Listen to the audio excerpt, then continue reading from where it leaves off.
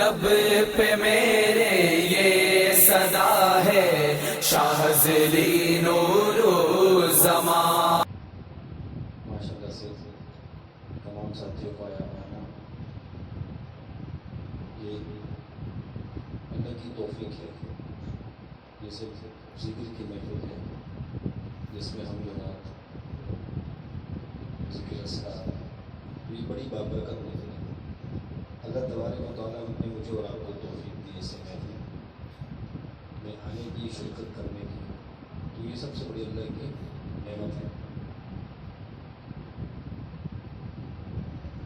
اور آج ہمارا ایک ساتھی خانقاہ بھائی گل اظہر صاحب، تو اس نے ماشاءاللہ سے 2 دن میں قرآن کریم کا ختم کیا ہے.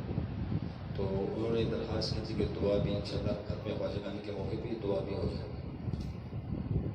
اور یہ ارادہ کیا ہے کہ انشاءاللہ ہر ہفتے میں ختم خواجگانی کے دن کم سے کم 2 نہیں تو 1 قرآن کا ختم ہوگا خانقاہ کے اندر. یہ ختم تو ماشاءاللہ ساتھی نے قربانی دی ہے کہ آ کے وہ خانقاہ میں اعمال کر رہے ہیں، بیٹھ کر وہ قرآن کی تلاوت کرتا ہے. تو ماشاءاللہ سے 2 دن میں قرآن پاک کا ختم کیے ہیں انہوں نے.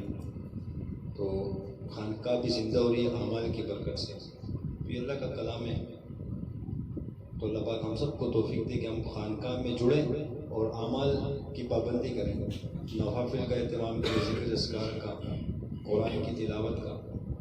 تو ماشاءاللہ سے بڑی پیاری جدوجہد ہے. اللہ پاک ہم سب کو توفیق عطا فرمائے اور اس کلام پاک کی برکت سے اللہ ہم سب کو نوازے. ہمارے خانقاہ میں اللہ پاک ایک امن کی فضا قائم فرما دے. اللہ پاک اعمال کی ہم سب کو توفیق عطا فرمائے. تو انشاءاللہ ہم بھی کوشش کریں کہ ہم بھی خانقاہ کے اندر زیادہ سے زیادہ اعمال کریں، کیونکہ حدیث کا مفہوم ہے کہ جہاں پر اللہ کا ذکر ہوتا ہے تو آسمان والوں کو وہ زمین والی جگہ ایسی نظر آتی ہے جیسے زمین والوں کو آسمان پر ستارے نظر آتے ہیں. تو جب خانقاہ مال سے آباد ہوگی تو انشاءاللہ اس کی بڑی فیض و برکات ہوگی.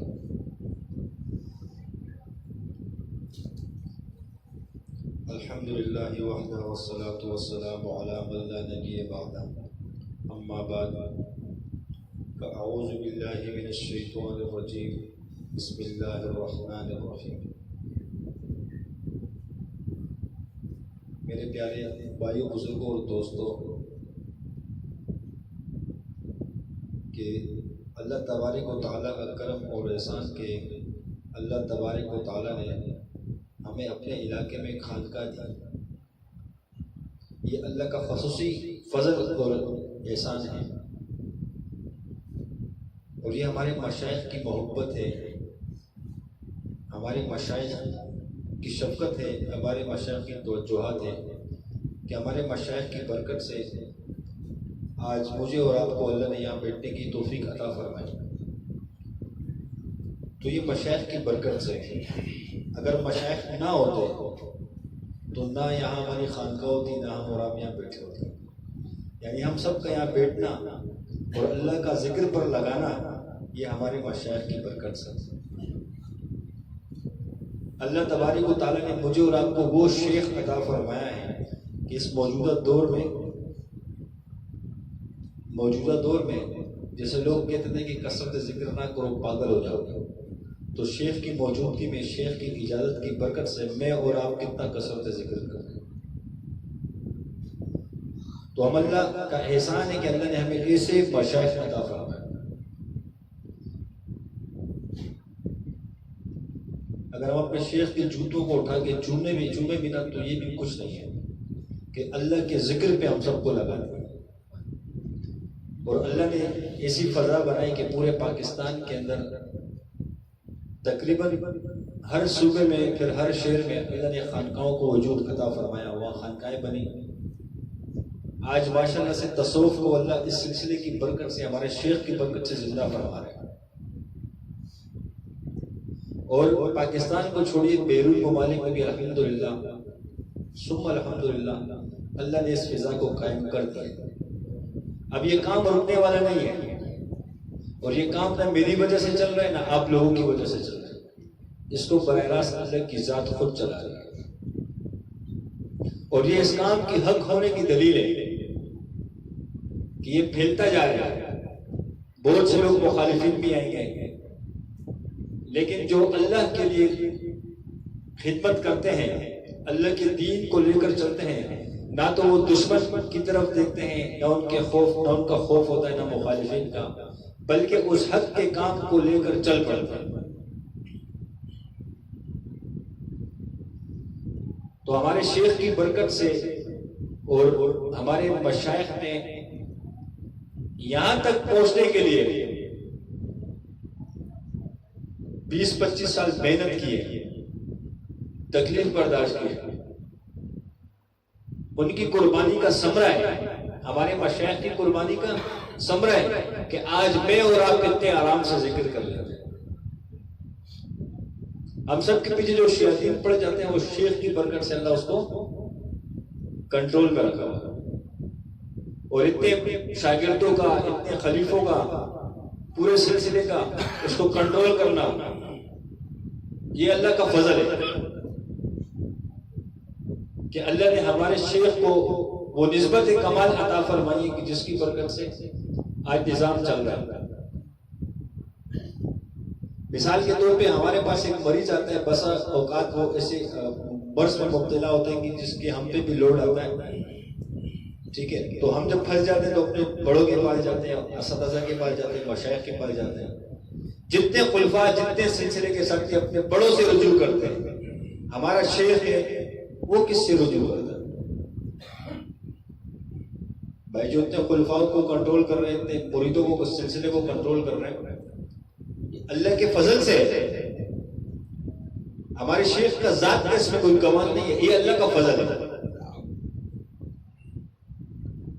یہ اللہ کا خصوصی فضل ہے کہ اللہ نے ہمارے شیخ کو نسبت کمال عطا فرمائی ہے۔ تو پھر ہمارے شیخ کس کے پاس جاتے ہیں؟ کس کے پاس جاتے ہیں؟ اللہ نے ہمارے شیخ کو وہ مرتبہ، وہ مقام عطا فرما دیے کہ براہ راست اللہ کے ساتھ، اور جن کا تعلق اللہ کی ذات کے ساتھ بن جائے پھر وہ کسی مخلوق کی طرف نہیں جاتا۔ اور انسان جو اللہ کے قرب میں آگے جاتا ہے، منازل طے کرتا ہے، سلوک کو طے کرتا ہے، تو مشائخ کے طریقے پر، ان کے طرز پر،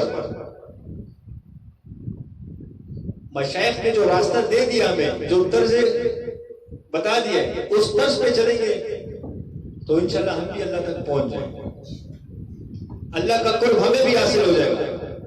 لیکن اس میں اللہ نے اسباب بنائے شیخ کو۔ جب ہم شیخ کے عاشق بنیں گے، شیخ کے ساتھ مخلص بنیں گے، تو اس کی برکت سے اللہ ہمیں پہنچا جائے گا۔ تو بھائی ہم سب، مجھ سمیت ہم سب اپنے سلسلے کے ساتھ مخلص بنے، اپنے سلسلے کے عاشق بنے، اپنے سلسلے کے خادم بنے، اور اپنے بڑوں کے عاشق بنے۔ بڑوں سے سنا، اپنے بڑوں سے سنا، مشائخ سے، کہ جب شیخ کے خلاف وسوسہ ہے تو جاؤ اپنے شیخ کے، میں اور آپ جا کر ان کے جوتے کو اٹھا کے اپنے سر پر سینے کے ساتھ لگا۔ جب شیخ کے خلاف بدگمانی آئی، بدگمانی، تو یہ اس مرض کا علاج ہے۔ تو اللہ بدگمانی سے ہم سب کو بچا دے گا، اور جو شیطان پڑے گا وہ بھی پیچھے بھاگ جائے گا، کیونکہ عاشق کے اندر ایک صفت ہوتی ہے، عشق کی مثال آگ کی ہے، آگ سب چیزوں کو جلا لیتی ہے۔ تو پھر جب جس کے اندر عشق کی آگ جلتی ہو تو اس کو پھر سامنے جس کا وہ عاشق ہوتا ہے، پھر اس کے اندر اس کی خوبی نظر اور برائی نظر نہیں آتی، تو اس کی وہ برائیاں بھی اس کو اچھائیوں میں تبدیل ہوئی نظر آتی ہیں، اس کی وہ خامیاں بھی اس کو اچھی لگ رہی ہوتی ہیں۔ تو کاش میں اور آپ اپنے شیخ کے، اپنے مشائخ کے، اپنے بڑوں کے عاشق بن جائیں، اپنے سلسلے کے عاشق بن جائیں، اور جو بڑے جس طریقے پہ ہمیں چلا رہے ہیں اس طریقے سے پر چلے، بڑوں کی مان کر چلے، بڑوں کی رہنمائی میں چلے، بڑوں کی اطاعت میں چلے۔ جس نے اپنے شیخ کی اطاعت کی اس نے آپ علیہ السلام کی اطاعت کی، جس نے اپنے شیخ کی اطاعت نہیں کی اس نے آپ علیہ السلام کی اطاعت نہیں کی۔ تو ہم اپنے بڑوں کی اطاعت میں زندگی گزاریں اور سلوک کو طے کریں، میں اور آپ سب مل کر انشاءاللہ تو کریں گے نا انشاءاللہ۔ بھائیوں بزرگوں دوستوں، یہ ہمارے شیخ کی برکت ہے، خدا کی قسم سے ہم اس قابل نہیں ہیں کہ ہم سب خانقاہوں میں بیٹھنے والے ہوں، یہ ہمارے شیخ کی برکت ہے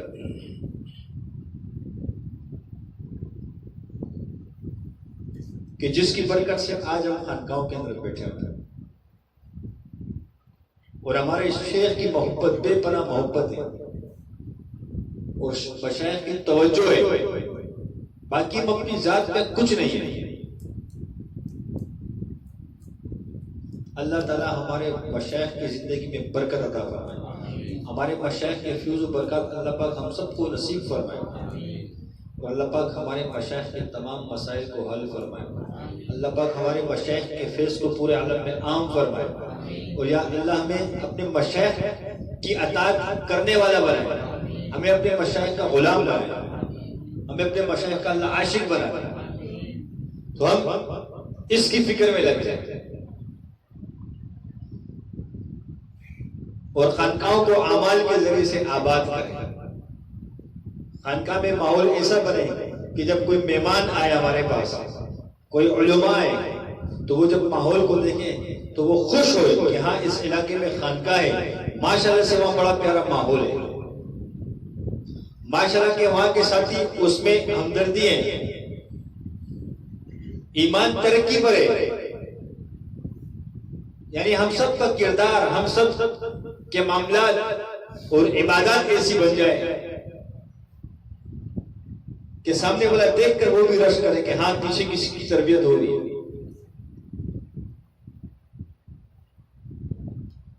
یعنی ہمارے مشائخ، جو ہمارے مشائخ بیٹھے ہیں، ہر کوئی کہے کہ ماشاءاللہ سے ان کی مشائخ کی توجہ ہے، ان کی مشائخ کی محنت ہے کہ آج خانقاہ میں سے پیارا ماحول بنا، کیونکہ ہمیشہ بات بڑوں پہ جاتی ہے۔ مثال کے طور پہ اگر کوئی بچہ شرارت کرتا ہے یا کوئی تنگ کرتا ہے تو لوگ کیا کہتے ہیں کہ ماں باپ نے اس کی تربیت نہیں کی، ایک مشہور ہے۔ تو ہم خانقاہ کے اندر ایسے ماحول بنائیں کہ عام آدمی بھی آ کر دیکھیں کہ وہ کہے کہ واقعی ان کا جو پیر ہے نا، ان کا جو پیر ہے، جو شیخ ہے ان کا، واقعی وہ کمال کا ہے۔ تو ہم ایسے زندگی گزاریں، ایسے خانقاہوں کے ماحول کو بنائیں، ایسا نہ ہو کہ ہمارے کسی عمل کی وجہ سے پھر وہ سلسلے کی بدنامی کا ایک سبب بنے۔ ہم اور آپ، ہم سب مل کر ایسی فضا بنائیں خانقاہ کے اندر، اور خانقاہوں کو اعمال سے آباد کریں۔ خانقاہ میں فضولیات یہ چیزیں نہ ہو، ہر ٹائم اعمال کی پابندی ہو، جیسے ماشاءاللہ سے ساتھی نے جو نا 2 دن کے اندر بیٹھ کر قرآن کریم کی تلاوت کی، ماشاءاللہ سے آج انہوں نے ختم کر دیا، تو یہ بڑی سعادت کی بات ہے۔ اس طرح ہمارے خانقاہ میں روزانہ کی بنیاد پہ قرآن کا ختم کیا جا رہا ہے، روزانہ کی بنیاد پہ لاکھوں کی تعداد میں اللہ کا ذکر کیا جا رہا ہے، روزانہ کی بنیاد پہ نوافل کا اہتمام اور سیکھنے سکھانے کا ماحول ہو۔ تو ہم انشاءاللہ ایسے ماحول بنانے کی کوشش کریں گے نا کہ اللہ ہماری خانقاہ کو اعمال سے آباد کر۔ دیکھو خانقاہ ڈیکوریشن سے آباد نہ ہو کہ اس میں یہ سیٹنگ ہو، یہ ہو، خوبصورتی ہو، بلکہ خانقاہ تو اعمال سے آباد ہو جائے۔ اصل کیا ہے کہ وہ اعمال زندہ ہو جائے کہ جن سے خانقاہ آباد ہو جائے۔ یہ فضیلت کیوں ہے خانقاہوں کے ساتھ کہ آسمان والوں کو وہ نیچے ایسے نظر آتے جیسے زمین والوں کو آسمان پر ستارے، تو یہ فضیلت تو ذکر کے ساتھ ہے نا۔ اب خانقاہ ذکر کا ذریعہ ہے کہ خانقاہ کے ماحول میں ذکر کیا جاتا ہے، جس کی برکت سے یہ فضیلت حاصل ہو جاتی ہے۔ تو کیا جب ہماری خانقاہ کے اندر ایسے ماحول ہو ہر ٹائم تو اس فضیلت میں ہم داخل ہیں کہ نہیں ہیں؟ اور پھر مزید اللہ کی طرف سے خیر و برکات اس کا نزول شروع ہوگا۔ ہر ٹائم یہاں اللہ کے انوارات تجلیات برس رہے ہوں گے جب ہماری خانقاہ میں ایسے ماحول ہم بنا لیں، میں اور آپ مل کر، جیسے بھائی نے قرآن کی تلاوت کی ہے، تو یہ بڑی پیاری بات ہے بڑی اچھی بات ہے، اللہ پاک ہم سب کو قرآن کی عظمت والا بنا دے۔ قرآن پاک اللہ کا کلام ہے، اس کلام کے لیے صحابہ اکرام نے قربانیاں دی۔ ایک موقع پر 70,000 صحابہ کو شہید کر دیا گیا، اور وہ جو حافظ قرآن تھے، اور جب یہ نازل ہوا آپ علیہ الصلوۃ والسلام پر، تو اس کو صحابہ نے چمڑوں پر لکھا، کپڑوں پر لکھا۔ جب صحابہ شہید کیے گئے 70 صحابہ علیہ، تو پھر قرآن کو جمع کرنے کی وہ کہ اس کو جمع کیا جائے، اس کو ایک شکل دے دی جائے۔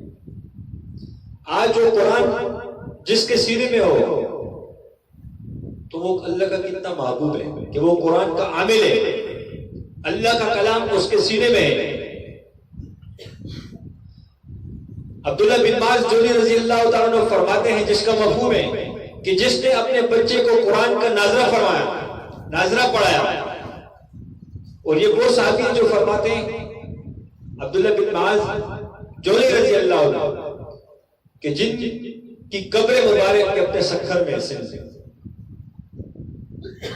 فرماتے ہیں، جس نے اپنے بچے کو ناظرہ پڑھایا، قیامت کے روز اللہ پاک ان کے ماں باپ کو ایسے تاج پہنائیں گے کہ دنیا کے سارے خزانے خرچ کر کے اس تاج کو حاصل نہیں کیا جا سکتا۔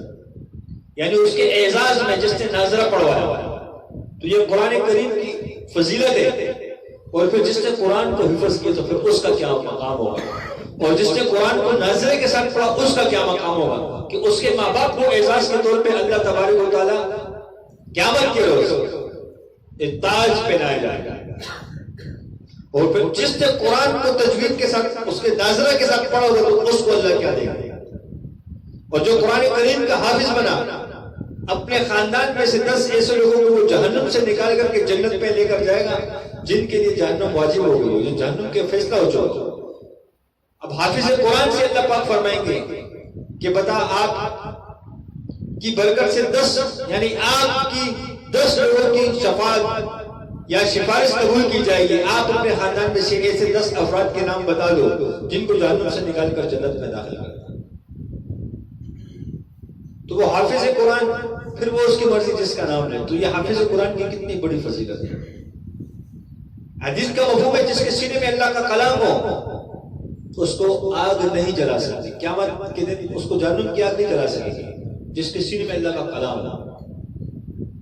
یہ کلام کی تاثیر ہے، اور جو کلام اللہ سے محبت کرنے والے ہیں اللہ ان کو بھی مرتبے عطا فرماتا ہے اور رتبے عطا فرماتا ہے۔ امام احمد بن حنبل رحمۃ اللہ علیہ کا جنازہ بھی جیل سے نکالا، جیل سے نکلا اس قرآن کی وجہ سے کہ جو اس ٹائم کے حاکم تھے، بادشاہ تھے، انہوں نے امام صاحب کے پاس بھیجا، فرمایا فتویٰ دو کہ قرآن اللہ کا کلام نہیں اللہ کی مخلوق ہے، تو فتویٰ نہیں دیا، کام جیل میں ڈال دیا، کہا کچھ بھی کر لو، اٹھا کے جیل میں بند کر دیا امام احمد بن حنبل رحمۃ اللہ علیہ کہ فتویٰ دو کہ قرآن اللہ کا کلام نہیں اللہ کی کتاب ہے۔ کہا نہیں، یہ نہیں ہو سکتا، قرآن کریم اللہ کا کلام ہے۔ کیا ہے؟ اللہ کا کلام۔ حتیٰ کہ جنازہ نکلا لیکن اپنی بات پر ڈٹے رہے۔ اور جب جیل کے اندر ایک شخص آتا ہے چور، تو وہ جب حضرت کو دیکھتے ہیں امام صاحب کو، فرماتے میں تو اتنے سے چوری کرتا ہوں تو اتنی سخت مارے کھاتا ہوں، جب رہا ہو جاتا ہوں پھر چوریوں میں لگ جاتا ہوں، میں نے آج تک چوری کرنا نہیں چھوڑی۔ امام صاحب آپ اللہ کے دین کے لیے، اللہ کے کلام کے لیے کھڑے ہوئے ہیں، ایسا نہ ہو کہ ان کی مار سے وہ نہیں ہوگا۔ تو امام احمد بن حنبل رحمۃ اللہ اور وہ بھی ہمت ملی، غالباً یہی بزرگ ہیں یا کوئی اور بزرگ، اللہ کا بے شمار فرمائے۔ یعنی امام احمد بن حنبل رحمۃ اللہ علیہ کا جنازہ بھی قبر سے، جیل سے نکلا۔ تو یہ قرآن ہے، اس قرآن کے حافظ کرنے والے ایسے بھی ملیں گے جس نے پورے مہینے میں قرآن کو حفظ کیا، 3 دن کے اندر حفظ کیا۔ یہ معجزہ ہے اللہ کا، اور اس کلام کی ذمہ داری اللہ نے خود لی ہے۔ سورۃ حجر میں آیات نمبر 9 میں اللہ فرماتے ہیں اِنَّا نَحْنُ نَزَّلْنَا الذِّكْرَ وَإِنَّا لَهُ لَحَافِظُونَ، کہ ہم نے اس کلام کو نازل کیا، ہم اس کی حفاظت کرتے ہیں۔ سورۃ حجر، یعنی ہم نے اس کلام کو نازل کیا، ہم اس کی حفاظت کرتے ہیں۔ تو یہ اللہ کا وہ کلام ہے. اس کی تفسیر میں لکھتے ہیں علماء کرام کہ اس سے مراد مامون رشید کے دور کے اندر ایک شخص کا عربی، اس کو عربی میں بڑی فصاحت اور بلاغت آتی تھی. وہ جس محفل میں بیٹھتے تھے لوگ اس کو بڑا سمجھتے تھے کہ کوئی علم والا ہے. تو مامون رشید کے دور میں ان کا اہل علم کے ساتھ تعلق تھا. ان کی محفل میں اہل علم حضرات آتے تھے، بیٹھتے تھے. تو یہ شخص بھی آ کر بیٹھا، اس نے ایسے عربی میں بلاغت اور فصاحت سے باتیں کی. تو پوچھا گیا سے آگے میں وقت نے پوچھا کہ آپ عالم ہو؟ کہا نہیں، میں عالم نہیں ہوں. کہا میں یہودی ہوں. تو کہا آپ کو اتنی پیاری عربی میں مہارت ہے، آپ اسلام قبول کر لو. کہا نہیں، میں اسلام نہیں قبول کرتا، میرا تعلق بنی اسرائیل سے. اسلام قبول نہیں کیا. ایک سال کے بعد پھر جب ملاقات ہوتی ہے تو وہ مسلمان ہو چکا ہوتا ہے. تو پھر مامون رشید رحمۃ اللہ علیہ فرماتے ہیں کہ آپ تو مسلمان ہو گئے، آپ کو میں نے ایک سال پہلے دعوت دی تھی، آپ نے اسلام قبول نہیں کیا. آپ نے کہا نہیں. اب کیا وجہ بنی آپ نے اسلام قبول کیا؟ تو کیا آپ کہتے ہیں کہ مجھے اللہ نے ایسی فصاحت اور بلاغت دی کہ میں نے تورات کو چینج کیا، انجیل کو، اور جب ان کے عالموں کے پاس جا کے رکھا تو انہوں نے میری حوصلہ افزائی کے انعامات دیے کہ واہ کیا آپ نے لکھا ہے. کہا جب میں نے قرآن کے اندر تعریف کرنے کی کوشش اس کلام میں لکھنے کی اور اپنی بلاغت فضاغت سے جب اس کو لکھا، جب کسی آگے پیش کیا تو فوراً پکڑا گیا کہ یہ اللہ کا کلام نہیں، کچھ تعریف شدہ. یعنی اس اللہ کے کلام کو کوئی تعریف بھی نہیں کر سکتا، ایک آیت کو اس کی طرح نہیں بنا سکتا. کیوں کہ اس امت میں 60 سال کی عمر میں بھی حافظ قرآن موجود ہے، 5 سال کی عمر میں بھی حافظ قرآن موجود ہے. ان کے سامنے جتنا فصیح اور بلاغت اس کو آتی ہے اور بیدار کو، اور آگے جب کچھ کلام سنا ہے تو چھوٹا بچہ پکڑنے کا کہ یہ ہمارا کلام نہیں ہے. تو یہ اللہ کی حفاظت ہے کہ اللہ خود حفاظت کرتے اس کلام اللہ کی. اور جب ہم اس کلام کے ساتھ تعلق کرائیں گے تو پھر اللہ ہماری بھی حفاظت کرے گا، جیسے اللہ اپنے کلام کی حفاظت. کیونکہ جب سینے میں کلام ہو تو جہنم کی آگ نہیں جلائے گا، کیونکہ اللہ کا کلام اس کے سینے کے اندر موجود ہے. اس کی مثال یوں ہے کہ قرآن کریم کو غلاف میں رکھا جاتا ہے، سب کو معلوم ہے. اگر وہ غلاف کسی کچرا کنڈی میں پڑا ہو، میں اور آپ اس کو دیکھ لیں تو کیا کریں گے؟ اٹھائیں گے کہ نہیں؟ اٹھا کے اس کو چوب کو پاک جگہ پہ رکھیں گے کہ نہیں؟ لیکن اس کی کیا وجہ ہے؟ وہ تو ایک کپڑا ہے. کپڑا تو عام طور پر بچے کی پوٹی صاف کرنے کے لیے بھی استعمال ہوتا ہے، کسی جگہ کو صاف کرنے کے لیے بھی استعمال ہوتا ہے. تو اس کپڑے کو کیوں اس طرح اس کا اعزاز کیا جا رہا ہے، یعنی عظمت کی جا رہی ہے، اس کو اٹھایا اس طرح ادب کے ساتھ اس کو رکھا جا رہا ہے. کیوں؟ کیونکہ اس کی نسبت کلام اللہ کے ساتھ ہے. کس کے ساتھ؟ جب قرآن کے ساتھ اس کپڑے کی نسبت بنی تو اللہ نے اس کو بھی نسبت دے دی کہ ہر کسی کے دل میں اس کا ادب اور احترام ہو. ایسے ڈیکس ہوتا ہے جس میں قرآن کریم کو رکھ کر پڑھا جاتا ہے. تو کیا میں اور آپ اس پر پاؤں رکھنا یا کسی چیز کو اوپر سے اٹھانے کی ضرورت پڑ جائے تو پاؤں رکھنا اس پہ گوارا کریں گے؟ کیوں؟ وہ تو لکڑی کا ڈیکس یا پلاسٹک کا یا لوہے کا، کیوں گوارا نہیں کریں گے؟ کیوں کہ اس کا تعلق جب کلام اللہ سے پڑا تو اللہ نے اس کو وہ عظمت دے دی کہ مسلمان یہ گوارا نہیں کر سکتا کہ اس کے بعد پاؤں رکھا جائے.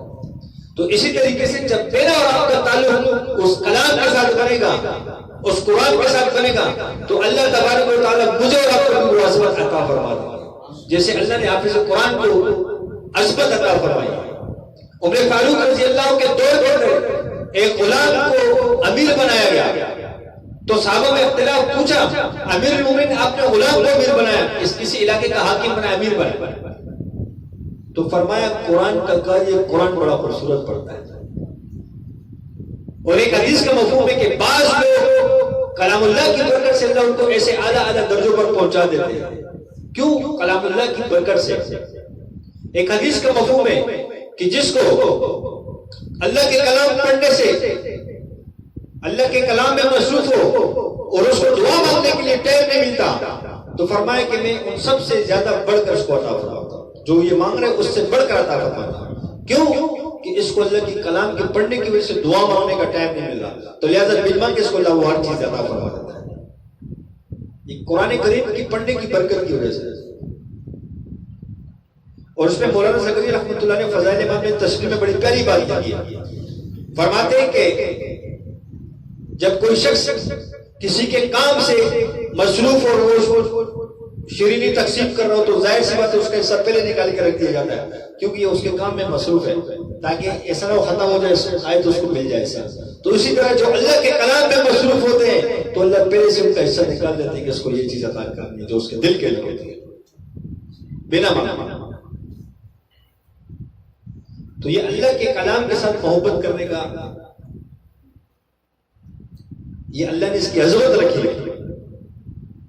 حضرت عثمان رضی اللہ عنہ فرماتے ہیں، آپ علیہ السلام کے ارشاد کو نقل فرماتے ہیں جس کا مفہوم ہے، فرمایا تم میں سے بہترین شخص وہ جو قرآن کو سیکھے اور سکھائے، بہترین شخص وہ ہے۔ ویسے فضیلتیں تو بہت ساری بیان کرتے کرتے، تو کہنے کا مقصد یہ ہے میرے بھائیوں بزرگوں اور دوستوں کہ ہم خانقاہ کے اندر ایک فضا بنا دیں، یہاں پہ روزانہ کی بنیاد پہ اللہ کے کلام کو پڑھا جا رہا ہے۔ اور یہ ایک وجہ اور بھی ہے کہ جب قرآن کریم کا جب ختم کیا جاتا ہے، ٹھیک ہے، تو پھر اس کو ابتدا سے پھر پڑھا جاتا ہے، چند آیات ابتدا میں پڑھ لی جاتی ہے سورۃ بقرہ کی۔ وہ کیوں؟ کہ یہ اس کے اندر واضح ہے کہ یہ کلام صرف پڑھنے کے لیے نہیں آیا، اس کو بار بار پڑھتے ہو، یعنی کہ ایک دفعہ پڑھ لیا، اسی وجہ سے دوبارہ ابتدا کرتے ہیں کہ یہ دوسرا شروع ہو گیا، یہ بھی جلدی ختم۔ پھر جب قرآن ختم ہو رہا ہو تو پھر دوبارہ سے ابتدا سے شروع کرتے ہیں، اسی وجہ سے کرتے ہیں کہ یہ ایک دفعہ پڑھنے کی چیزیں اس کو پڑھتے رہے۔ تو بھائی میں اور آپ کوشش کریں کہ ہم اپنے خانقاہ کے اندر ایک دین کی فضا کو قائم کریں، نماز نوافل کا اہتمام ہو، دعاؤں کا اہتمام ہو، کثرت ذکر کا اہتمام ہو، قرآن کریم کی تلاوت کا اہتمام ہو، سیکھنے سکھانے کا حلقہ ہو، تو کریں گے نا انشاءاللہ، کوشش کریں گے نا انشاءاللہ تعالی۔ انشاءاللہ اب ذکر کا حلقہ ہوگا، اب ذکر اجتماعی ذکر انشاءاللہ تمام ساتھی قریب ہو جائیں۔